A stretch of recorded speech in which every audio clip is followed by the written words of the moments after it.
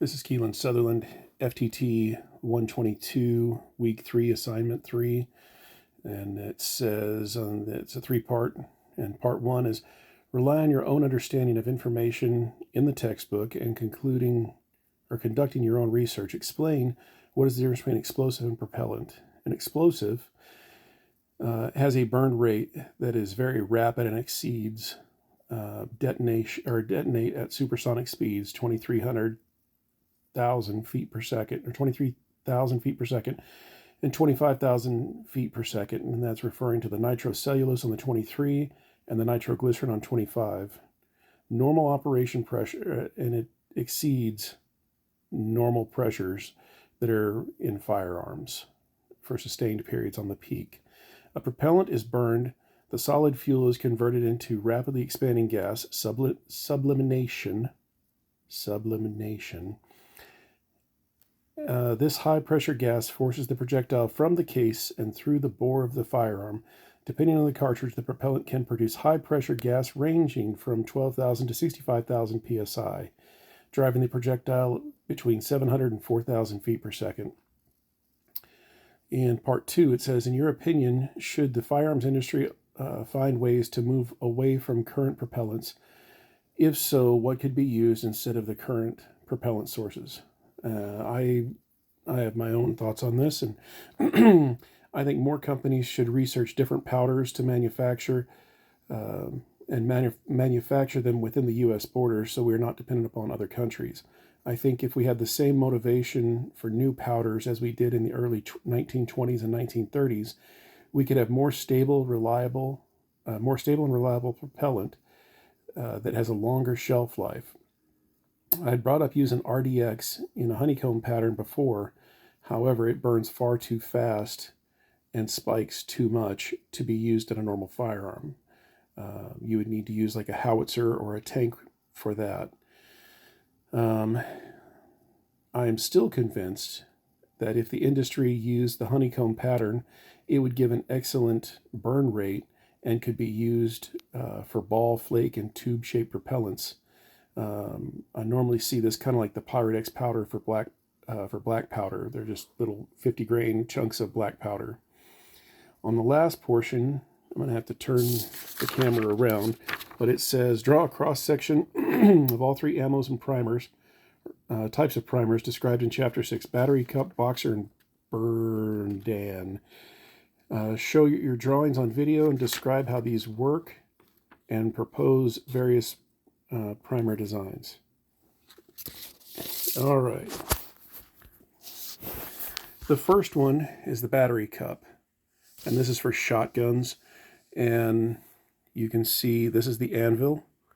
This is the priming compound. There's the wall of the priming cup, the battery cup, it's the whole thing, and then there's the flash hole. When you detonate here on the, where'd it go? Right here on the back of the primer, it drives into the anvil, through the flash hole, and into the hull of the shotgun shell. The next one is a boxer primer, and this is the more commonly used one in the U.S. and in our military for small arms.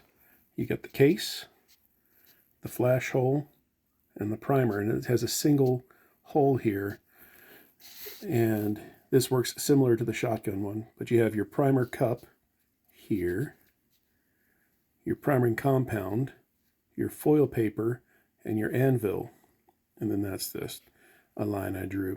Anyway, whenever you hit the primer, it hits the compound, flashes through the paper on the anvil, and then shoots up into that flash hole. Next is the Burn-Dan primer. You have the case, and you notice two flash holes with the anvil on the web, and here's your primer pocket. And this one's more simplistic than the other ones. You have your priming compound, your cup, your priming compound, and your paper disc that's a protective deal, a protective layer. And when the firing pin strikes that, it forces this onto the anvil, through the two holes, and detonates the round. I do think that there could be a little bit more to this as far as the new primer style. However, with current technology and the way people are not, they're not progressing in the manufacturing. If you think back to COVID, they had a cure, or they had a cure for COVID within like 3 months, versus coming up with a new primer or powder hasn't really happened since the 50s or 60s, as far as the principle of it, or the primers, that, as it were. The rounds themselves have gotten better, but just not anything else. The different things that I used for my research was the book, and then there was one from Long Range Hunting Forum, and it says what gunpowders are actually gunpowders are actually manufactured in the United States, and there's really only about a handful of them. I think the guys were saying that there were 10 or 15 of the different kinds of powders that were actually made within the U.S. borders. I used the textbook for most of the information as far as the designs, and then that's about all was necessary for the assignment. If you have more questions, let me know, sir. Thank you very much.